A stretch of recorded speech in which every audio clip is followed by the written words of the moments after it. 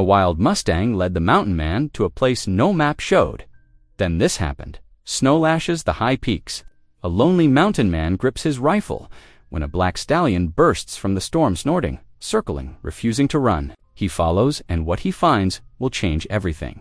A hidden valley, a starving widow, and her sick child clinging to life.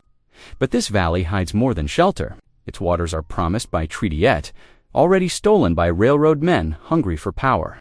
And when the widow dares to fight for her child's future, fists slam, jail doors clang, and even the Mustang itself is captured. Why would a wild horse keep returning as if sent by Providence? And when the law is bent, the church bell tolls, and the boy cries out in the courtroom, will the mountain man risk his life to protect a family that is not his own? Or will greed and prejudice bury them forever? Tell me in the comments where you're watching from right now, and if this story speaks to you. Make sure you hit subscribe so you don't miss the next one. The wind cut like knives through Bear's heavy coat as he dismounted, his boots crunching in the deep snow. The black Mustang had vanished like a ghost into the swirling white, leaving him alone before the crude shelter. Branches and animal hides had been lashed together against the rock face, creating a makeshift lean-to that barely deserved the name. Another weak cough drifted out, followed by quiet murmuring. Bear's hand settled on his rifle stock, but something held him back from drawing it. The cough had come from a child, and his heart clenched at the sound. It was the kind of cough that spoke of fever and worse. He'd heard it before, long ago when his own son, he shook off the memory like loose snow. "Hello, the shelter!" he called out, keeping his voice gentle but clear above the wind's moan. "I mean no harm." Silence answered him. Even the coughing stopped. Bear could make out shallow breathing inside, more than one person. He took a slow step forward, boots squeaking in the powder. "I'm a trapper. Name's McCall. Got medicine in my saddlebags, if you're needing it." A woman's voice finally came from within, speaking in Apache. Though Bear couldn't make out the words, the fear and warning in her tone needed no translation. He held his empty hands up where they could be seen through the shelter's entrance. "Don't speak Apache, ma'am," he said. "But I reckon you understand English well enough. Storm's getting worse. Whatever brought you up this high, you can't stay here. Not with a sick child." More silence. Then the hide flap pulled back slightly, revealing a woman's face, proud, despite exhaustion, etched deep in her features. Her dark eyes studied him warily. Behind her, Bear caught a glimpse of a small boy wrapped in blankets, his face flushed with fever. "Why, you help?" the woman asked, her English halting but clear. Most white men, they shoot first. Ask questions, never. Bear's shoulders slumped slightly. "Reckon I ain't most men, ma'am. That Mustang led me here for a reason. I got a warm cabin not 2 hours' ride from here. Food, medicine, dry blankets. Boy needs help, and right quick." The woman's face hardened. "I am Nayeli, my son Samuel." She glanced back at the boy, conflict clear in her expression. His father was missionary. Good man, dead now. Some say my people killed him. Some say whites killed him. All I know is Samuel burns with fever, and I have nowhere to go. The wind howled louder, driving needles of ice through the air. Bear could see the shelter wouldn't last another night. The boy's cough came again, wet and racking. And something in Bear's chest twisted painfully. "Ain't asking you to trust me, Nayeli," he said softly, "just offering shelter from the storm. The way I see it, that Mustang didn't lead me here by chance." He paused, choosing his words carefully. "I lost a son once. To fever. Couldn't do nothing but watch him slip away. Don't aim to let that happen again. Not if I can help it." Nayeli studied him for a long moment, reading the truth in his weathered face. Finally, she nodded once. "We will come, but I keep my knife. You try anything." She left the threat unspoken. "Wouldn't expect otherwise," Bear said. He turned back to his horse and began unpacking his spare blankets. "Let's get the boy wrapped warm for the ride. Storm's only going to get worse, and we've got a ways to go." As he helped Nayeli prepare Samuel for the journey, Bear couldn't shake the feeling that the black Mustang had known exactly what it was doing. Leading him to this hidden cleft in the rocks, he'd seen plenty in his years in the mountains. Enough to know sometimes the good Lord worked in mysterious ways, even through a wild horse in a snowstorm. The boy was lighter than he should have been, burning with fever as Bear lifted him carefully onto the horse. Nayeli mounted behind her son, holding him close as Bear led them back through the canyon. The wind had erased their tracks, but Bear knew these mountains like the back of his hand. He'd get them home. Behind them, the crude shelter disappeared into the whiteout, already being reclaimed by the storm. Bear glanced back once, thinking he caught a glimpse of the black Mustang watching from the rocks above. But when he looked again, there was nothing there but swirling snow and shadows. Turning back to the trail, he urged his horse forward, knowing every minute counted now. The boy's life depended on reaching his cabin before the storm grew any worse. Bear pushed the flap of the brush hut aside, his rifle held low but ready. The shelter's interior was dim, warmed only by dying embers. His eyes adjusted slowly, revealing a woman kneeling over a small form wrapped in threadbare blankets. She whirled to face him, a knife glinting in her hand, her dark eyes fierce with maternal protection. The boy on the ground shivered violently, his face flushed with fever against unusually pale skin. Dark hair, matted with sweat, clung to his forehead. His cracked lips moved soundlessly, seeking water that wasn't there. "Easy now," Bear said softly, lowering his rifle to the ground with deliberate slowness. "Got some dried venison here?" He reached into his coat pocket, movements careful and measured, and pulled out a leather pouch. The woman Nayeli, she'd called herself, didn't lower her knife, but her eyes followed the offering. Outside, the wind howled louder, driving snow through the gaps in the shelter's walls. Bear glanced at the weakening fire. Storm's getting worse. "Reckon we're all stuck here for a spell." He nodded toward the boy. "Your son needs help." "I know some about healing herbs." Nayeli's knife hand wavered slightly. "Why should I trust you?" Her English was precise, despite its accent.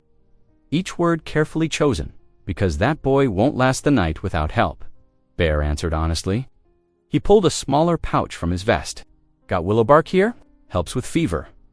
The boy moaned softly, and something in Nayeli's stance changed. She lowered the knife, though she kept it close. "His name is Samuel," she said. "The fever came 3 days ago." Bear nodded, already moving to the fire. He added wood from his pack, careful not to smother the embers. Soon, flames licked upward, casting warming light through the shelter.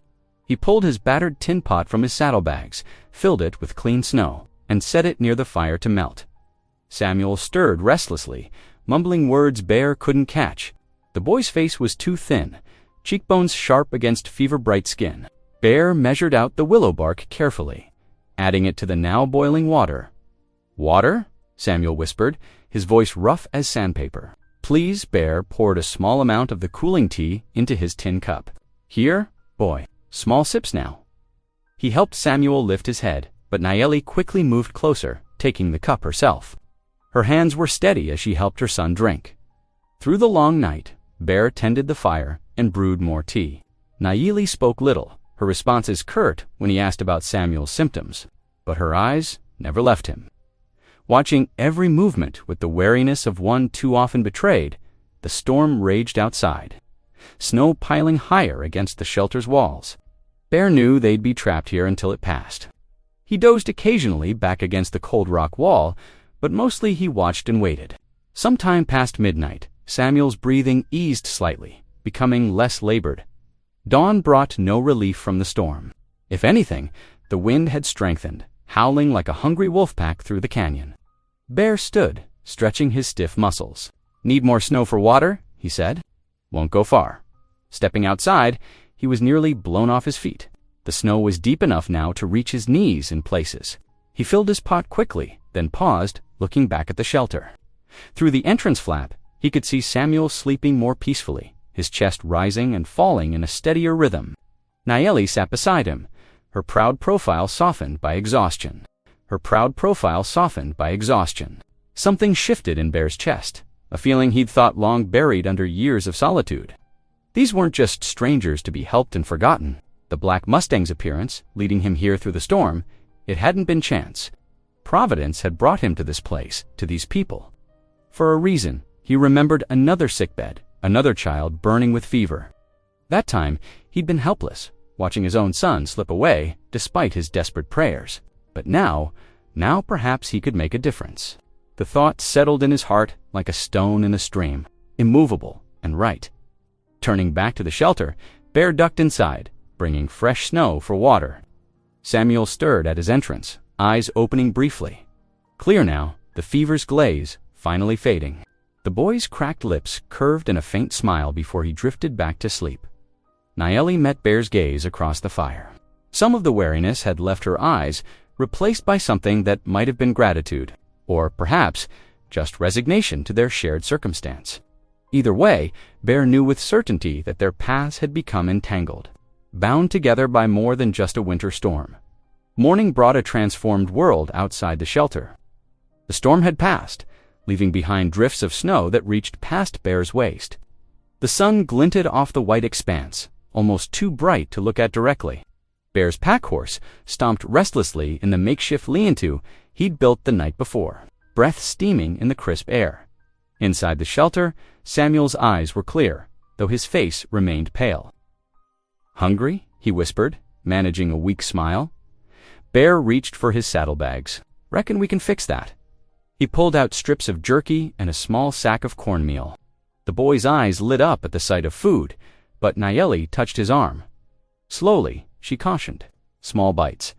Her voice was gentler than it had been yesterday. The edge of desperation softened by her son's improvement. Bear nodded approvingly. "Your mama's right. Too much to fast'll make you sick again." He broke the jerky into tiny pieces, handing them to Samuel one at a time.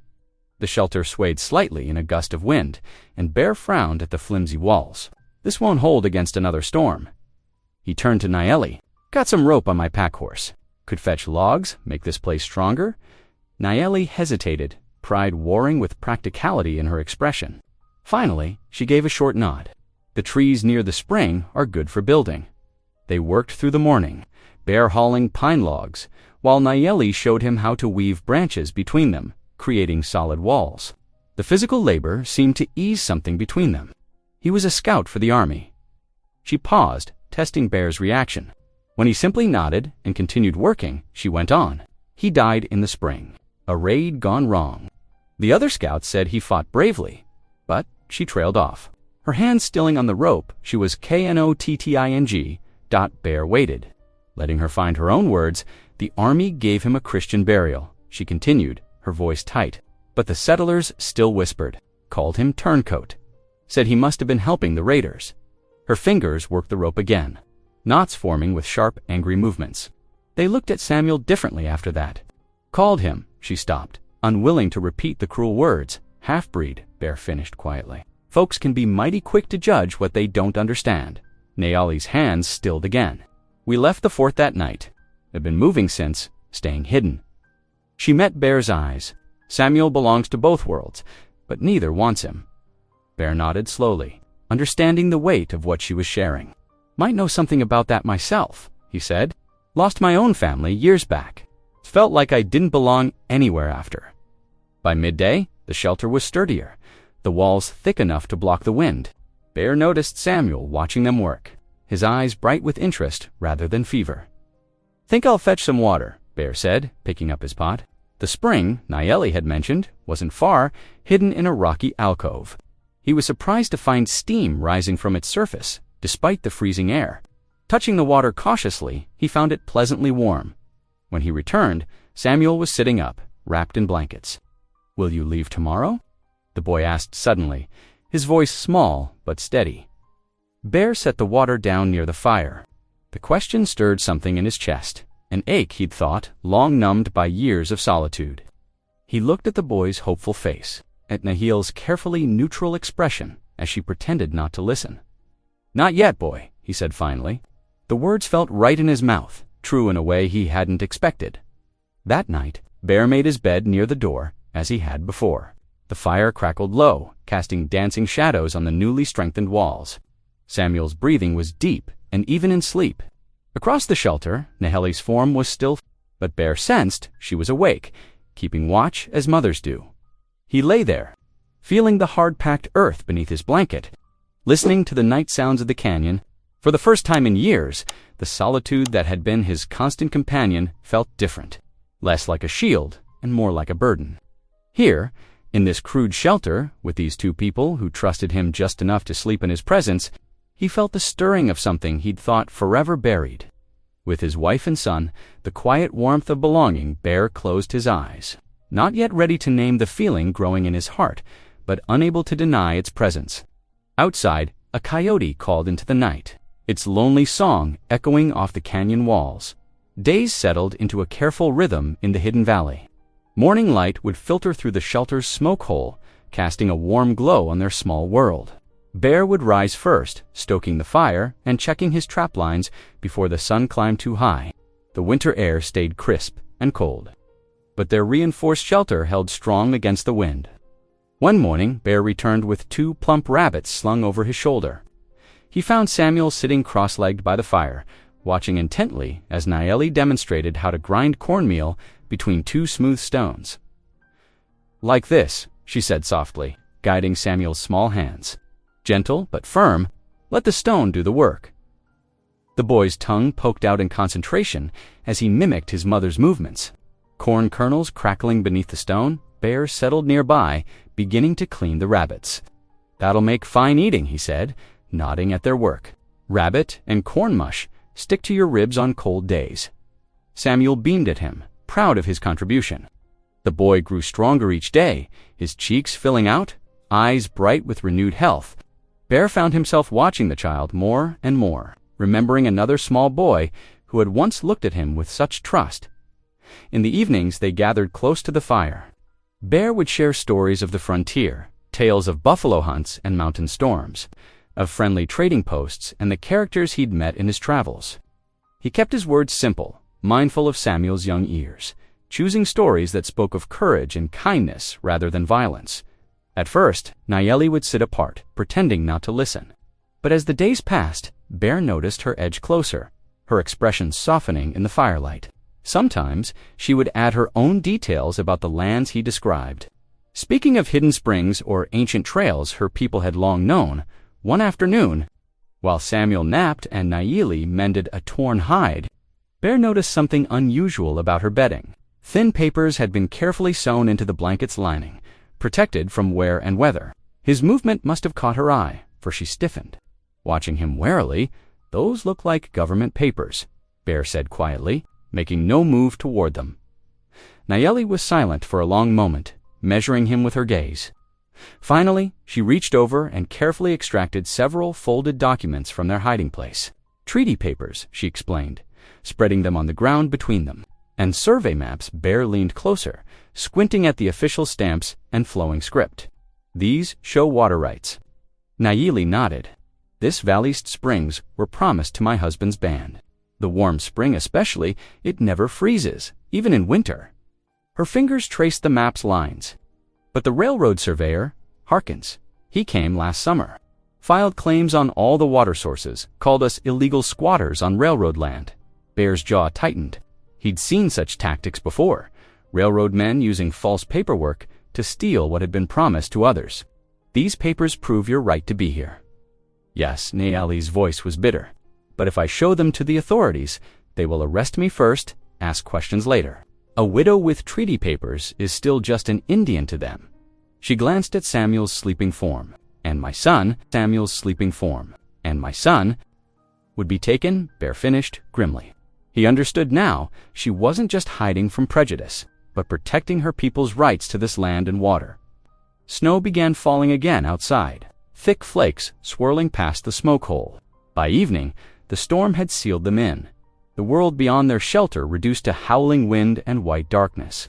Bear lit the oil lamp, its gentle glow creating a pocket of warmth against the growing cold.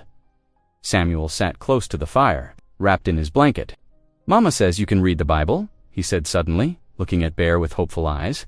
"Will you pray with me? Like Papa used to?" Bear felt his throat tighten. It had been years since he'd prayed aloud with anyone, but something in the boy's expression made refusal impossible. I reckon I remember some psalms," he said roughly. He closed his eyes, searching his memory for words long unused. "The Lord is my shepherd," he began haltingly. "I shall not want. He maketh me to lie down in green pastures." As he spoke, Samuel's small hand found his, warm and trusting. Bear opened his eyes briefly and saw Nayeli sitting across the fire, her head bowed in silent respect. The lamp flickered, casting their shadows on the walls, 3 figures drawn together by circumstance, yet somehow forming something that felt increasingly like family. The storm raged on, but within their shelter, a different kind of warmth grew, one built of shared meals and stories, of trust slowly earned, and prayers spoken in the flickering light of a winter's evening. February brought the first hints of winter's retreat to the hidden valley. Sunlight lingered longer each day, warming the snow-crusted rocks until they dripped with meltwater. The air carried a fresh sweetness, promising spring despite the lingering chill. Bear stood at the stream's edge, helping Samuel steady a wooden bucket. The boy's strength had returned fully now, his cheeks rosy with health as he concentrated on his task. Behind them, Nayeli gathered dried herbs from their dwindling winter stores, humming softly as she worked. Steady now, Bear guided, his large hands shadowing Samuel's smaller ones. Let the current do half the work. The bucket dipped smoothly into the flowing water, barely a splash marking its entry. Samuel asked eagerly, looking up at Bear with bright eyes. "Just like that. You're getting mighty good at this, boy." Bear felt a familiar warmth spread through his chest at Samuel's proud smile. These simple moments, teaching, sharing, watching the child learn, had become precious to him without his quite realizing when it happened. Later that afternoon, Bear sat near the shelter's entrance, his knife moving carefully across a piece of pine wood. Shavings curled away, gradually revealing the shape of a small horse. He'd been working on it in secret moments. Wanting to surprise Samuel with something special, the boy appeared at his shoulder. Watching the carving take shape with wonder. "It looks like the black Mustang," he exclaimed, reaching out to touch the wooden figure's emerging mane. Bear nodded, pleased that Samuel had made the connection. "Thought you might like something to remember him by. That horse sure knew what he was about, leading me here that day. Can I name him Shadow?" Samuel asked, carefully taking the unfinished carving when Bear offered it. "Because of how he appeared and disappeared in the snow, reckon that's a fine name."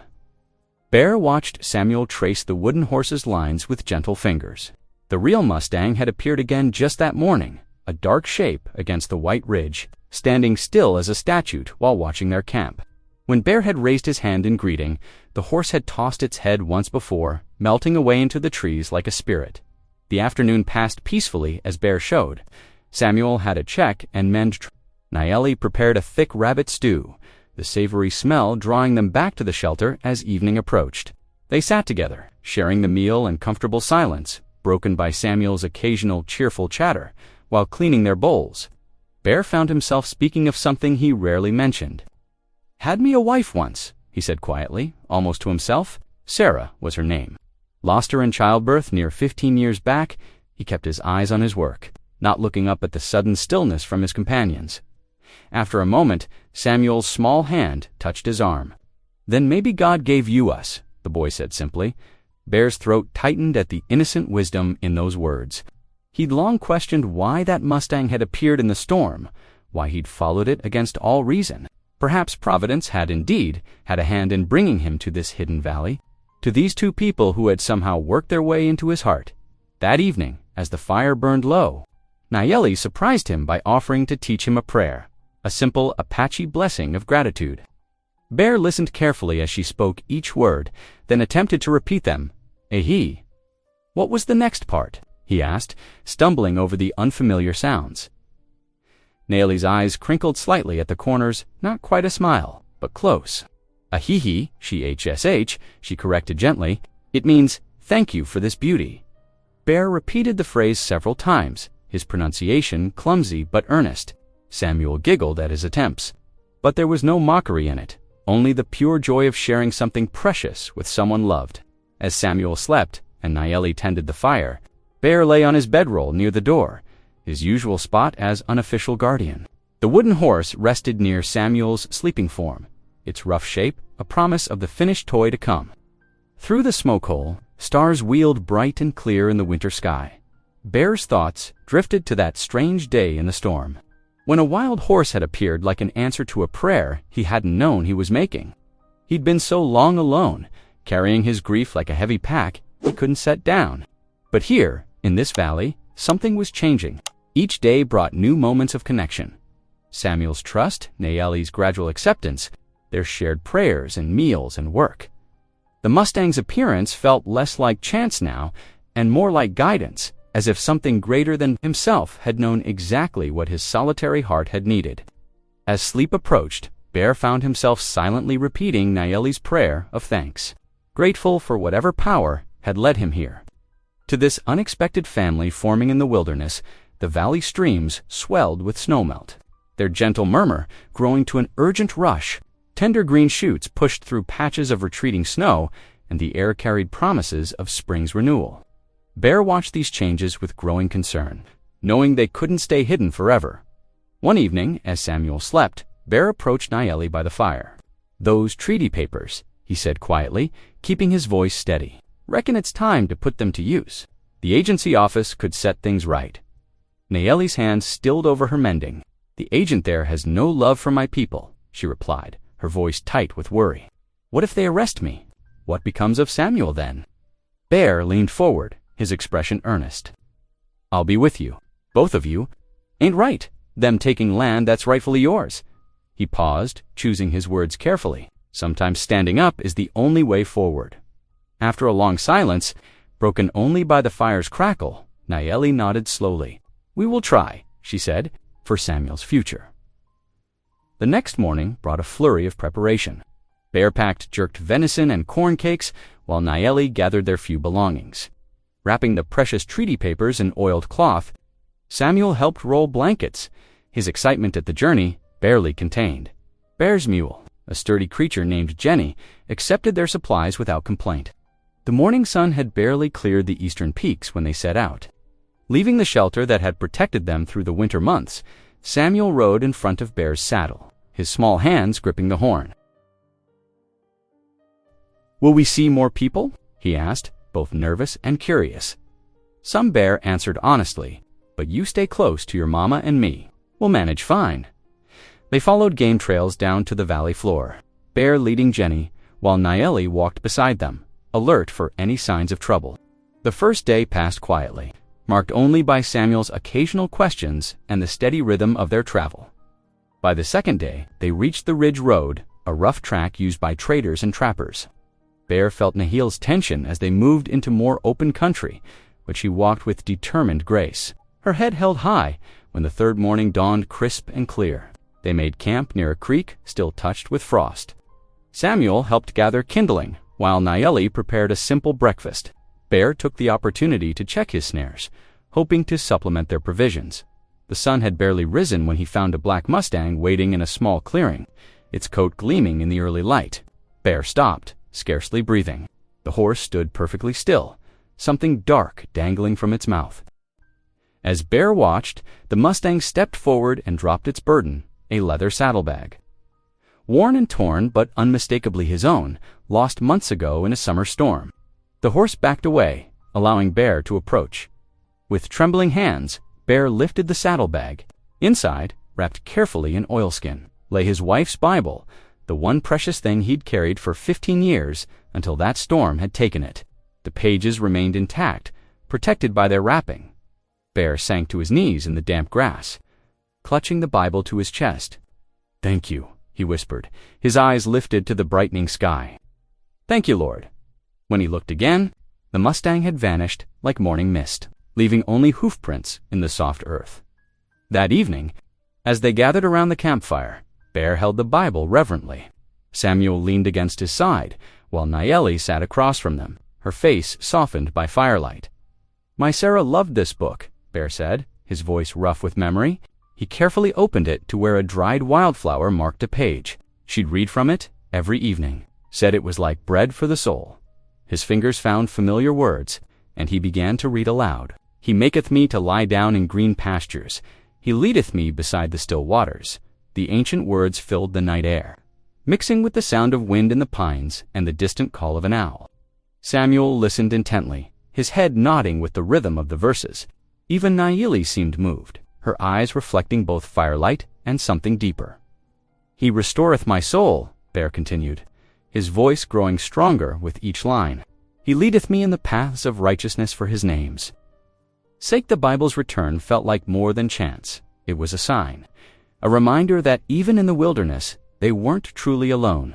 Bear's faith, long dormant like winter-bound seeds, stirred to new life in his heart. After 4 days of careful travel along winding trails and dusty roads, the small town of Miller's Creek appeared before them. The settlement sprawled across the valley floor, a bustling mix of old adobe buildings and fresh-cut lumber. Railroad workers swarmed like ants around new construction.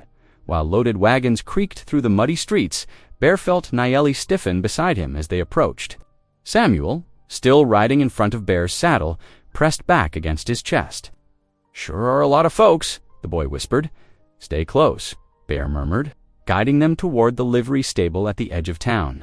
The stable hand, a weathered old man missing 2 fingers, barely glanced at them as Bear paid for a stall. Jenny settled into fresh hay, while Bear carefully unloaded their belongings.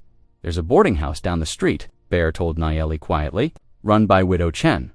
She don't ask questions, and the price is fair." He pressed some coins into her hand. "I'll see 2 things here, then meet you there before sundown." Nayeli nodded, drawing Samuel close. They slipped away through the gathering dusk, 2 shadows among many. Bear watched until they disappeared around the corner, then finished tending to Jenny. His heart felt heavy with worry. The boarding house was a plain 2-story building with faded yellow paint. Inside, Widow Chen proved to be a tiny woman with sharp eyes and a kind smile. She showed Nayeli and Samuel to a small room at the back, overlooking an alley where chickens scratched in the dirt. Bear joined them later, bringing bread and cheese from the general store. They spent an uneasy night, the strange sounds of town keeping them all alert. At dawn, they walked together to the agency office, a squat brick building with barred windows. Samuel held tight to his mother's hand, while Bear followed close behind, scanning the street for trouble. Inside, the office smelled of dust and old paper. A thin clerk looked up from his desk, adjusting his spectacles. Nayeli stepped forward, her back straight with dignity. She unwrapped the treaty papers carefully, laying them before him. "These documents prove our right to the Valley Springs," she said clearly. "My husband was given these lands by formal agreement." The clerk had just reached for the papers when the door burst open. Railroad Surveyor Harkins stormed in, his face red with anger. 2 deputies followed, hands on their gun belts. "There's the squatter," Harkins shouted, pointing at Nayeli, "and those are stolen documents she's carrying." The deputies moved forward. One grabbed for Samuel, yanking him away from his mother. The boy cried out in pain and fear. Bear's world turned red. Without thinking, he lunged forward, his fist connecting with the deputy's jaw. The man sprawled backward, releasing Samuel, who scrambled back to Nayeli. "You'll regret that, Mountain Man," Harkins snarled. The second deputy drew his pistol, while 2 more men rushed in from outside. They fell on Bear like wolves, dragging him toward the door despite his struggles. Bear caught one last glimpse of Samuel's terrified face before they hauled him into the street. Boots struck his ribs. Someone's fist split his lip. He tried to fight back, but there were too many. The world spun as they beat him, the dusty street rising to meet his face. "Stop. Please stop." Samuel's voice pierced through the chaos. The boy had run out after them, with Nayeli close behind. She clutched the bundle of treaties to her chest, tears streaming down her face. "Take him to jail," Harkins ordered. "We'll deal with these squatters proper now." The deputies dragged Bear's half-conscious body down the street to the jailhouse. They threw him roughly into a cell, the iron door clanging shut with terrible finality. Through swollen eyes, he watched them leave, their boots echoing on the wooden floor. "Bear." Samuel's cry followed him into darkness. "Bear, please." Bear tried to stand, to call back, but pain drove him to his knees. The last thing he heard was Nayeli's quiet weeping, growing fainter as they were led away. Then silence fell, broken only by his own ragged breathing and the mocking tick of the jailhouse clock. The stone walls of the jail cell seemed to close in around Bear as he sat on the narrow wooden bench. Every breath sent sharp pains through his ribs where the deputy's boots had landed. In the dim lamplight, he could see purple bruises blooming across his knuckles. The evening chill seeped through his torn shirt, making him shiver. Bowing his head, Bear whispered fragments of prayer, the words coming back slowly after years of silence. "The Lord is my shepherd," his voice cracked. "Even though I walk through the valley of shadow, shut your mouth in there," Sheriff Dobbins called from his desk. The lawman's boots scraped across the wooden floor as he approached the cell. "Ain't no amount of prayin' gonna help you now." "Mountain Man." Bear raised his eyes to meet the sheriff's contemptuous stare. "When's the trial?" Dobbins let out a harsh laugh. "Whenever the circuit judge comes through, Could be weeks. Could be months. He tapped his fingers against the iron bars. Meanwhile, you'll rot right here for assaulting my deputies. Across town at the boarding house, Nayeli sat beside Samuel's bed, gently stroking his hair as he finally drifted into troubled sleep. The boy had cried himself hoarse, calling for Bear. Now his cheeks were tear-stained, his small hands clutching the wooden horse Bear had carved for him. "I will find a way," Nayeli whispered in Apache, pressing a kiss to her son's forehead. She tucked the blanket around him and rose quietly. The treaty papers lay hidden beneath the floorboards of their room. Nayeli knew she had to act quickly before the railroad men could destroy their evidence. Taking a deep breath, she slipped out into the night. The streets were empty except for a few. Drunken railroad workers stumbling between saloons, Nayeli kept to the shadows, making her way toward the small white church at the edge of town. Behind it stood the parsonage, a modest cabin with a single lamp still burning in the window. Her knock was answered by Reverend Josiah Alcott. His kind face creased with concern. "Mrs. Walking Fox, what brings you out at this hour?" "Please," Nayeli said softly, "I need your help. They've taken Bear to jail, and the railroad men claim our papers are stolen." The preacher ushered her inside, where a fire still burned low in the hearth. As Nayeli explained their situation, understanding dawned in his eyes. "I remember your husband well," Reverend Alcott said. "John Walking Fox was one of the finest scouts the Army ever had. He saved my life once when I was lost in Apache territory."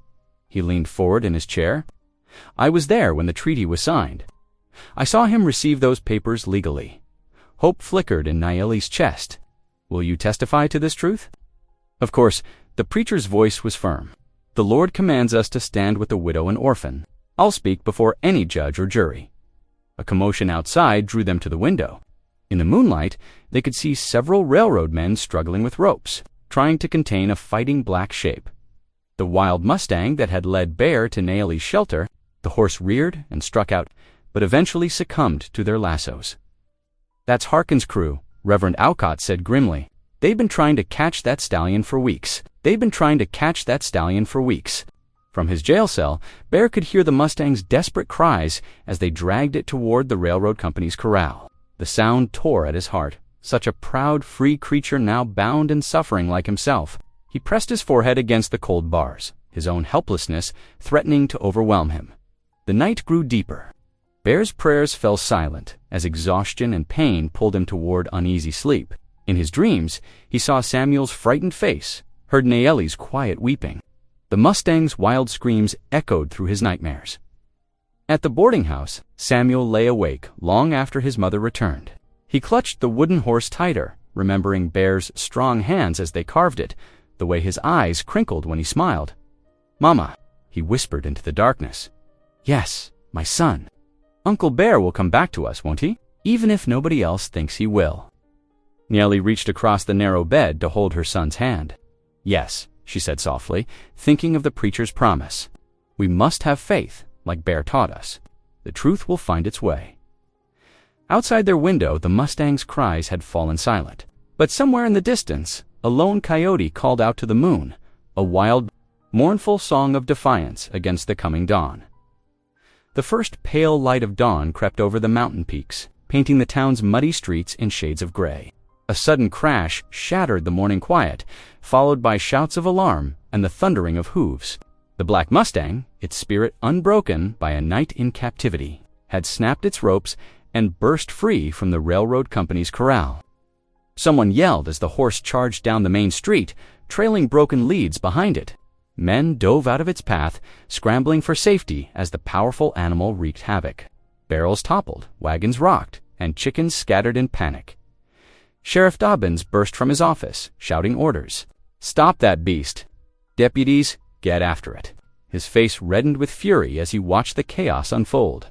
One by one, his men abandoned their posts, racing to help contain the wild horse before it could cause more damage inside the jail.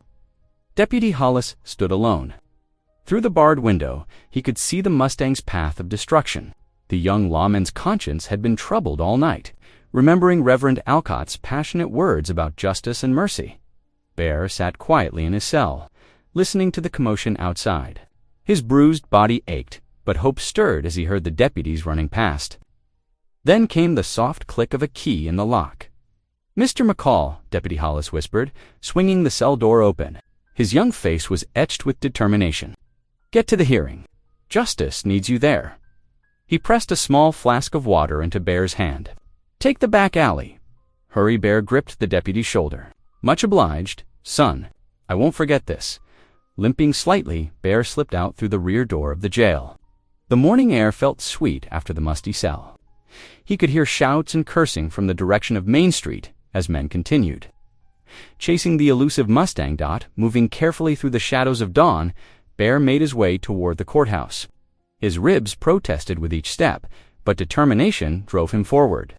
As he rounded the final corner, his heart leaped at the sight before him. There on the courthouse steps stood Nayeli and Samuel, waiting in the golden morning light. The boy clutched his mother's hand, while Nayeli held the precious bundle of treaty papers close to her heart. Their faces lit up as they spotted Bear approaching Uncle Bear. Samuel broke free and ran to him, careful not to bump his injuries as he hugged him. "We knew you'd come." Nahila's eyes shone with relief and something deeper as she met Bear's gaze. "The preacher will testify," she said softly. "He remembers the treaty signing." Bear nodded, drawing strength from their presence. Together, they turned to face the courthouse doors. Behind them, a final chorus of shouts drew their attention back to the street. The black Mustang, now free of its trailing ropes, thundered past one last time. Its coat gleamed in the morning sun as it galloped toward the canyon ridge, head held high in triumph. The magnificent creature paused at the top of the rise, silhouetted against the dawn sky. For a brief moment, it seemed to look directly at Bear, as if acknowledging a debt repaid. Then it turned and vanished into the wilderness, its work complete. Bear felt Samuel's small hand slip into his own. The boy's face glowed with wonder. "The horse came back for you," he whispered. "Just like you came back for us." Double quotes Nayeli touched Bear's arm gently. "It is time," she said, gesturing to the courthouse doors where people were beginning to gather. Bear squared his shoulders. Ignoring the pain of his bruises, he kept one hand on Samuel's shoulder as they climbed the steps together. The morning sun streamed through the high windows of the packed hearing room, where settlers, railroad men, and curious townspeople filled every bench. Sheriff Dobbins burst in moments later, mud-splattered and furious, but the hearing was already being called to order.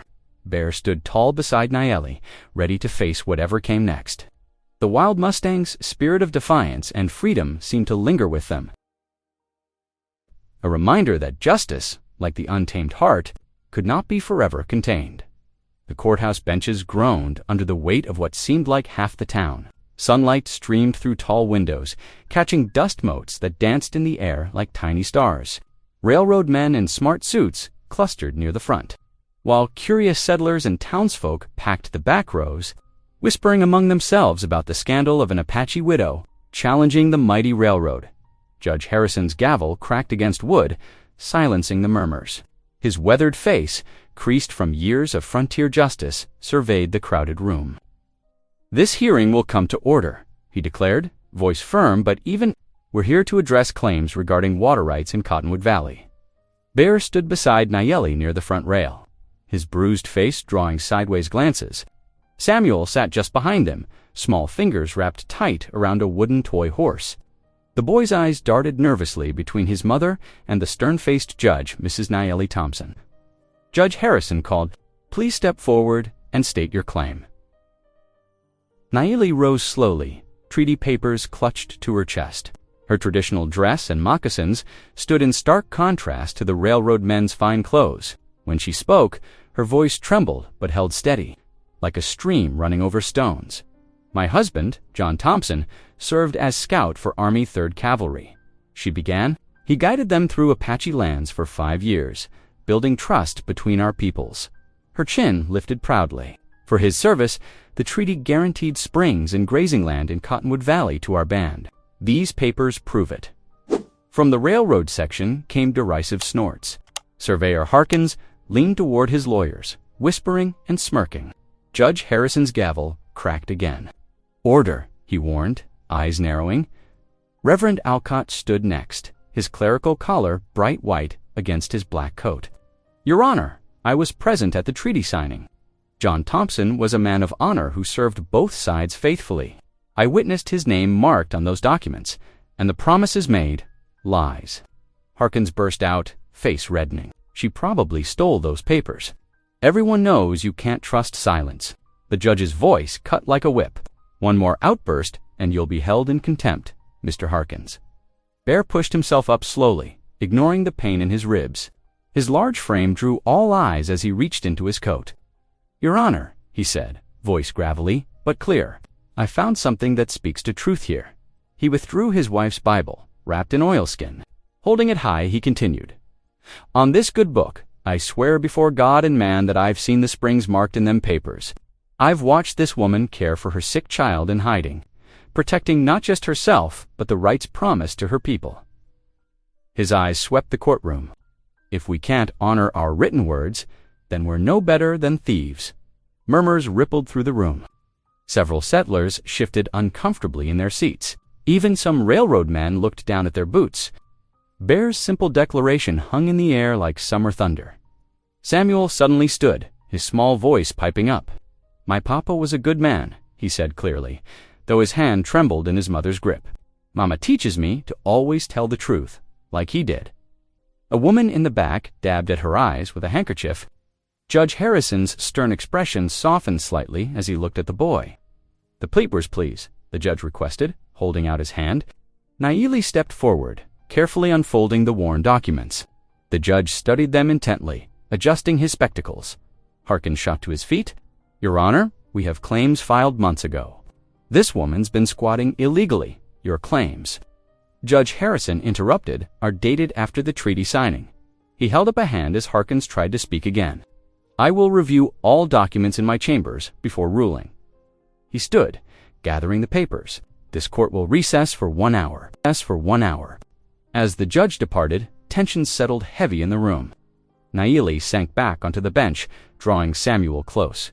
Bear sat beside them, his large presence like a shield against the hostile stares from the railroad men. Spoke true and strong.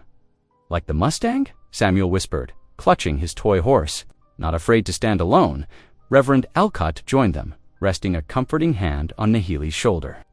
Truth has been spoken, he said quietly. Now we pray for justice to follow. The minutes crept by like molasses in winter. Outside, they could hear the bustle of town life continuing. Wagon wheels, horses' hooves, distant hammering from the railroad construction. Inside the courthouse, the air grew thick with anticipation as they waited for the judge's return. Thunder growled in the distance as rain began, pattering against the courthouse windows. The waiting crowd had thinned, leaving mostly those with direct stakes in the hearing. Water dripped from the tin roof, marking time like a tired clock as the hour stretched into 2. Then 3. Bear paced the hallway, his boots echoing off the wooden floors. His ribs still ached from the beating, but worry for Nayeli and Samuel hurt worse. The boy sat on a hard bench, swinging his legs and watching raindrops race down the window glass. Come here, Sun Bear said softly, lowering himself onto the bench. Let me tell you about the first time I came to these mountains. Samuel scooted closer, clutching his wooden horse. Was it a long time ago? Must be 15 years now. Bear's eyes grew distant. Winter was coming on hard, and I needed new trapping grounds. Followed a creek up into these peaks, not knowing a soul for 50 miles around. Were you scared? Samuel asked, looking up with wide eyes. Bear chuckled. Reckon I was, though I wouldn't have admitted it then. But the mountains, he gestured toward the rain-streaked windows.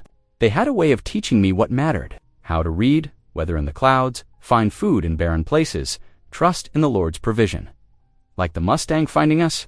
Samuel's voice was thoughtful. Just like that, Bear agreed. Samuel was quiet for a moment, turning the toy horse in his small hands. Then maybe God made you trap here just to find us. The simple truth of it caught in Bear's throat. He squeezed Samuel's hand, unable to speak past the emotion tightening his chest. The boy leaned against his arm, a gesture of complete trust that made Bear's heart ache with gratitude. Reverend Alcott appeared in the hallway, his face grave. Judge Harrison is returning. They filed back into the courtroom, where Nayeli waited, straight-backed and dignified despite her obvious exhaustion. The room filled quickly as word spread. Railroad men clustered near the front, their faces dark with impatience. Judge Harrison entered, carrying a stack of documents. The room fell silent as he settled behind his desk, arranging papers with deliberate care. Rain drummed steadily on the roof, making the lamplight flicker. "I have reviewed all evidence thoroughly," the judge began, his voice carrying to every corner. "The treaty papers presented by Mrs. Thompson bear proper seals and signatures. Their date precedes the railroad's claim by 3 years." He paused, looking directly at Surveyor Harkins. "Furthermore, there is evidence that the railroad's subsequent claim was filed with full knowledge of existing treaty rights." Murmurs rippled through the crowd. Harkins half rose, face flushing. But his lawyer pulled him back down. "Therefore," Judge Harrison continued, "this court rules that the original treaty stands. The railroad's claim to Cottonwood Valley Springs is hereby void." He turned to Naili.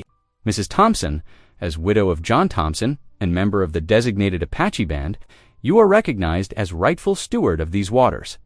Gasps filled the room. Several railroad men jumped to their feet, shouting protests. "This is outrageous," Harkins bellowed. "You can't give valuable resources to order." The judge's gavel crashed down. "This ruling is final. Any further disruption will result in immediate arrest."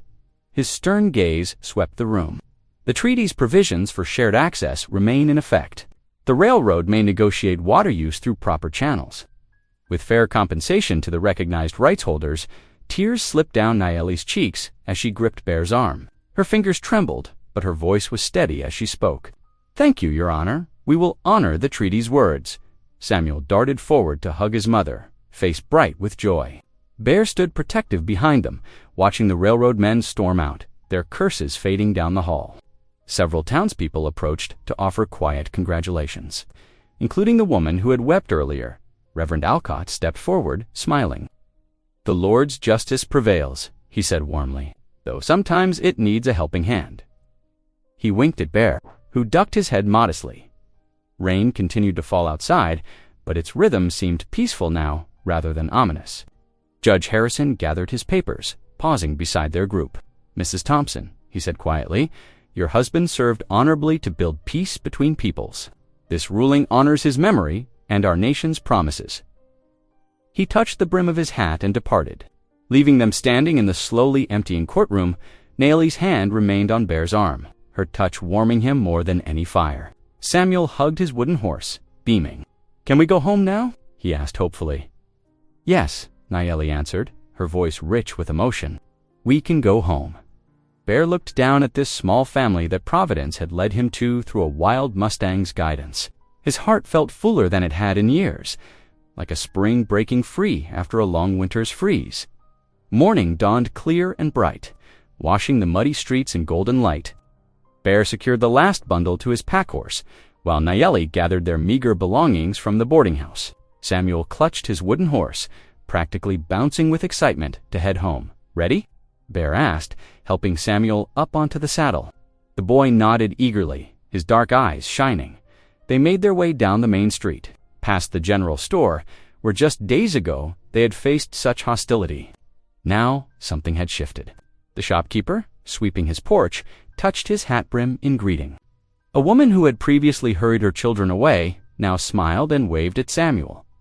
"Times change quick as spring weather," Bear remarked quietly to Naili, who walked beside his horse. "The paper helps," she replied, patting the oilskin packet containing their certified court ruling. "But so does standing tall for what is right." Their progress was slow but steady.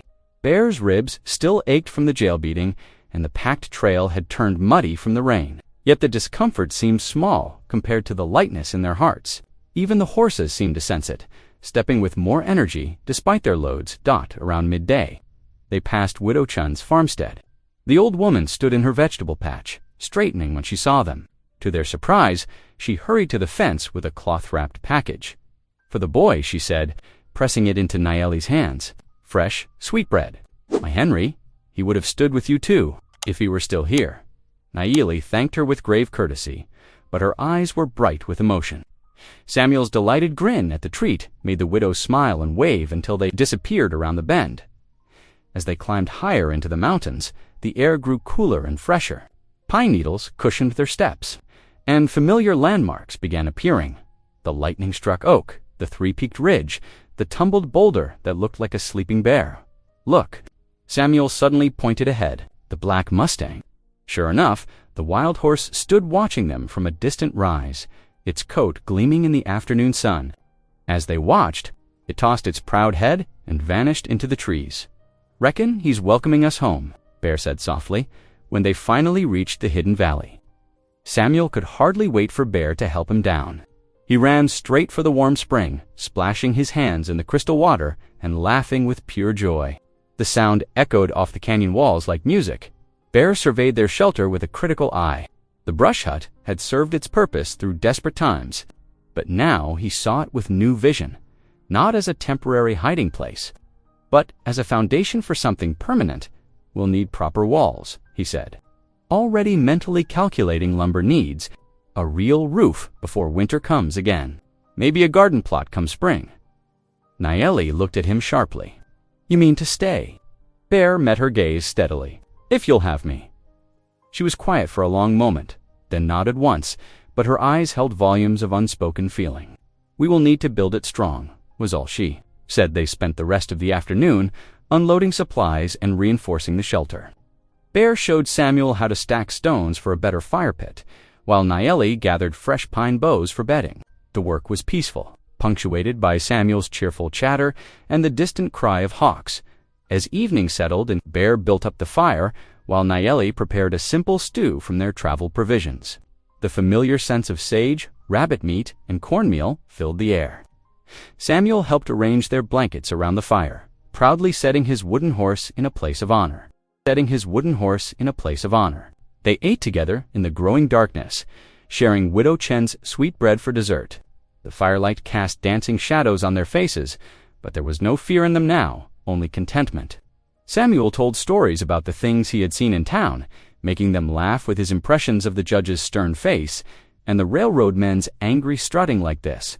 He demonstrated, puffing out his chest and stomping around until even Nayeli had to wipe tears of mirth from her eyes. Bear watched them both, feeling something deep and permanent settling in his heart. The loneliness that had driven him to the mountains years ago seemed to belong to another life entirely. Here, in this hidden valley with its warm springs and secret caves, he had found something he thought forever lost. Not just shelter, but belonging. Not just duty, but love. Samuel eventually dozed off against his mother's shoulder, still clutching his wooden horse. Nayeli hummed softly, an Apache lullaby that blended with the night sounds of the valley, the wind in the pines, the distant cry of a coyote, the gentle bubbling of the spring. Bear added another log to the fire, sending sparks dancing upward to join the stars. Tomorrow there would be work enough walls to raise, ground to clear, a future to build. But tonight was for savoring this simple truth. They were home, they were together, and they were free. Spring settled fully into the valley, painting the slopes with wildflowers and tender grass. Bear and Nayeli worked side by side, turning earth near the warm spring where the soil thawed earliest. Their shoulders brushed occasionally as they planted corn kernels in neat rows, each touch sending quiet ripples through Bear's weathered heart Samuel had taken to caring for the rabbit hutch. Bear built him, spending hours watching the creatures and gathering fresh grass for their bedding. His small voice carried across the clearing as he chatted with his charges, naming each one and telling them stories. "Look how fat that white one's getting," Bear commented one evening. Watching Samuel scatterfeed, he takes after his caretaker. Nayeli said with a hint of teasing, "Both are well fed now." The days fell into comfortable rhythm, mornings spent working the land, afternoons hunting or gathering, evenings around the fire that was now enclosed by sturdy cabin walls. Bear had taught Samuel to whittle simple shapes from pine, while Nayeli showed them both how to weave baskets from split reeds that grew near the spring. One evening, as the sun painted the western peaks in blazing crimson and gold, they sat together on logs Bear had smoothed for benches. The air was sweet with pine sap and wood smoke, carrying the first hint of summer's warmth. Bear pulled his wife's Bible from its oilskin wrapping, the familiar leather smooth under his calloused fingers. He began reading aloud, his deep voice gentle in the gathering dusk. The words of Psalm 23 filled the quiet valley of still waters, of restored souls, of goodness and mercy. Nayeli listened intently, her dark eyes reflecting the last rays of sunlight. When he finished, she spoke softly in Apache, her words carrying the weight of tradition. "We say a man is measured not by the blood in his veins, but by the family he chooses to protect." Bear's heart swelled with emotion. Slowly, deliberately, he reached for her hand. Her fingers were strong and warm in his as he made his vow. "I won't ever leave you. Either of you. That's my solemn promise before God." And these mountains, Samuel, who had been watching them with bright eyes, broke into a radiant smile. He scrambled over to squeeze between them on the log, wrapping his arms around them both. The three sat together as the first stars appeared. A family bound not by blood, but by choice, by love, by the sacred trust of hearts that had found their home in each other. Summer wrapped the hidden valley in a blanket of warmth and life. Morning dew sparkled on new grass, and tender corn shoots pushed through dark soil near the spring. Bear rose early, as always, checking his trap lines and gathering kindling before the day's heat settled in. The sun had just crested the eastern ridge when movement caught his eye. There, outlined against the dawn sky, stood the black Mustang. Its coat gleamed like polished obsidian, mane rippling in the morning breeze. The horse stood perfectly still, watching the cabin and its inhabitants with those same knowing eyes that had first led. Bear through the winter storm. Bear straightened slowly, not wanting to startle the creature. "Much obliged, friend," he murmured, touching the brim of his hat in respect. The Mustang's ears flicked forward at his voice. Then, with fluid grace, it turned and loped away into the wild heights, disappearing like mist into shadow. That evening, Bear, Naeli, and Samuel sat outside their cabin on sturdy pine benches. The summer air was sweet with sage and wildflowers, carrying the gentle song of crickets. Samuel had been quiet since supper. Samuel finally asked, his young voice hopeful. He clutched the wooden horse Bear had carved for him months ago. Running his fingers over its smooth surface, Bear considered the question carefully, watching the last rays of sun paint the western peaks in gold and purple. "He let us where no map showed," he said thoughtfully. "Maybe that was all he was meant for." Naeli reached over and squeezed Samuel's shoulder. "Some gifts are meant to guide us home." "Then return to the wild," she said softly in English, her accent gentle on the words. Samuel nodded, understanding in his eyes beyond his years. "Then we should say, 'Thank you,'" he declared. Together, they bowed their heads. Bear's deep voice carried the prayer into the gathering dusk, giving thanks for providence that had led them through storm and struggle, for love that had healed their broken hearts, and for the blessing of family found in unexpected places. The fire crackled low before them, sending sparks dancing upward to join the first emerging stars. Above, the vast wheel of the heavens began its nightly turning, stars burning bright and clear in the mountain air. Peace settled over the hidden valley like a mother's gentle hand, blessing the home and family that had grown there against all odds. If you believe stories can heal, lift, and connect us, this channel is for you. Thanks for being here. Hit subscribe, and I'll meet you again tomorrow with something real.